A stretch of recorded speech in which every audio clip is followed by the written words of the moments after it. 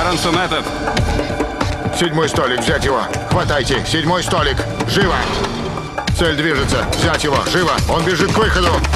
Хватайте его немедленно! Спокойно, спокойно, все на пол! Держи его, держи! Держу его, держу!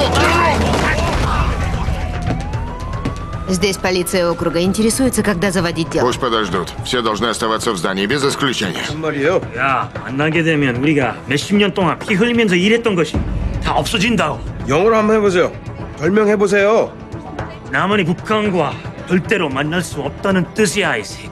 Это его послание. Южная Корея не присоединится к Северной. Скажи, его передадут полиции округа и предъявят обвинение. 이 경찰관들은 워싱턴 DC 경찰서에서 나오신 분들입니다.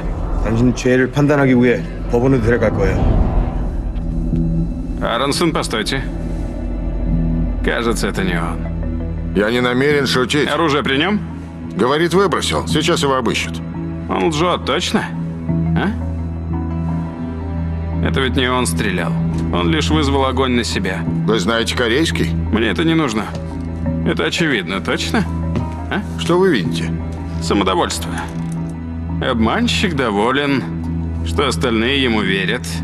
Ты подготовился? Смотрите, обвиняй его. 대사님 아들 당신 쏜 거죠? 그렇죠? Может, он попал и радуется? Нет, он еле скрывает улыбку. Вы на него указали. Да, он затеял что-то недоброе. Но в сына посла он не стрелял. Так что он затеял? Это было в его карманах? Да. Это зажигалка. Вы нашли сигареты? Нет. Что вы еще нашли? Ничего. Но убегая, он уронил бутылку с водой. Зачем он держал эту бутылку, когда хотел сбежать?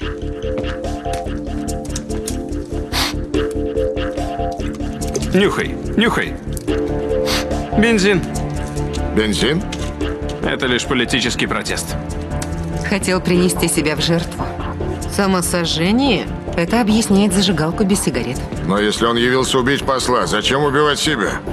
За последние 40 лет в Азии было 1000 случаев самосожжения. Большинство во Вьетнаме, в Индии, в Южной Корее.